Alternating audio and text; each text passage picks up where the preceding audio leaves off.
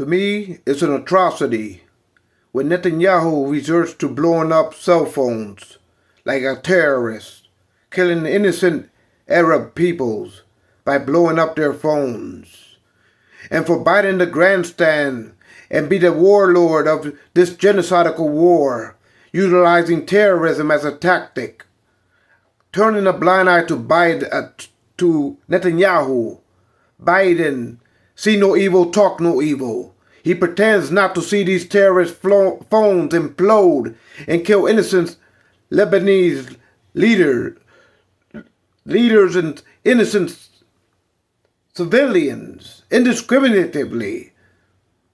America talks a great game when it comes to the war on terror.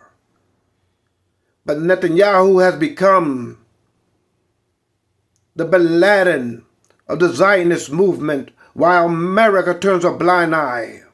And all Biden can do is grandstand on the United Nations floor, grandstanding on the initiatives of America's wars throughout Europe and in the Middle East, congratulating himself while he becomes the biggest warlord of genocide, flooding weapons into Netanyahu's armies, not taking a strong stance to condemn Netanyahu's genocide, not taking a strong stance to condemn his terrorism of utilizing dirty bombs by imploding the batteries and beepers and phones and walkie-talkies as a terrorist tactic.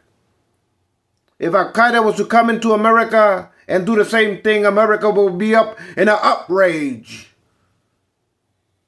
But when Netanyahu does it, America turns a blind eye. Neither the left-wing news nor the right-wing news condemns this terrorism. And all that Biden can do is say in his inner thoughts, see no evil, talk no evil, hear no evil, while he turns a blind eye to Netanyahu's terrorism. And he doesn't come out and condemn him when he addresses the National Assembly. When it comes to these terror tactics, you think the CIA is not embedded with Mossad while the Pentagon floods weapons to Netanyahu?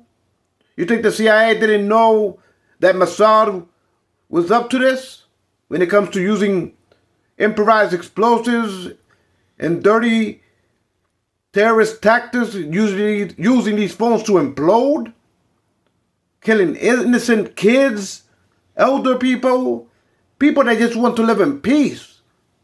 Now Netanyahu has become the bin Laden of the Zionist movement. And all Biden can do is grandstand, congratulate himself, pat himself in the back as the funder as the warlord, flooding weapons to Netanyahu, not to mention overstepping his bounds with the Ukrainian war, with his attackham's nature, not recognizing that he's crossing so many red lines, that these red lines will eventually erupt in nuclear engagements. And all he can do is grandstand. Tell us how long he's been in politics. Since 72, I believe he said.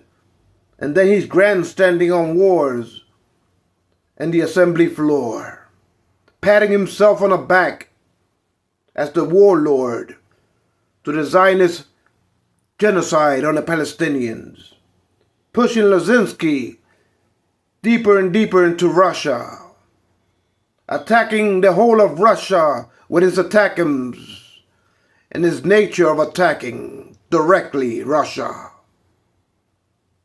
Knowing that Russia has 6,000 nukes, Biden acts like he doesn't have vision to see those red lines, blinded to the obscurity of ignorance by asking the world to pay the ultimate price for his lack of consciousness awareness.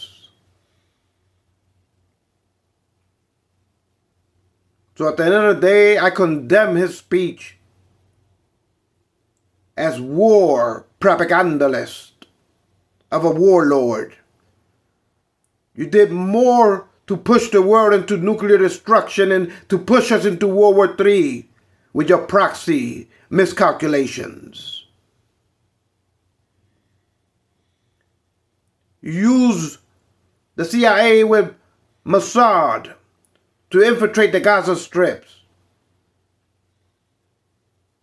to commit these atrocities while you flooded Netanyahu with weapon supplies. And now you're to tell me that you didn't know and you don't know where these dirty bomb phones came from, when the CIA is shoulder to shoulder with Mossad in the Gaza Strip. For you to act ignorant and blind and make pretend that you don't see the atrocities of terrorism through Netanyahu. And all you can do is stand and congratulate yourselves on these two proxy wars that are pushing the world towards destruction and doomsday. So before you put those aviational glasses back on, when you step down the assembly floor, realize the price that you're asking the world to pay for your lack of consciousness and awareness.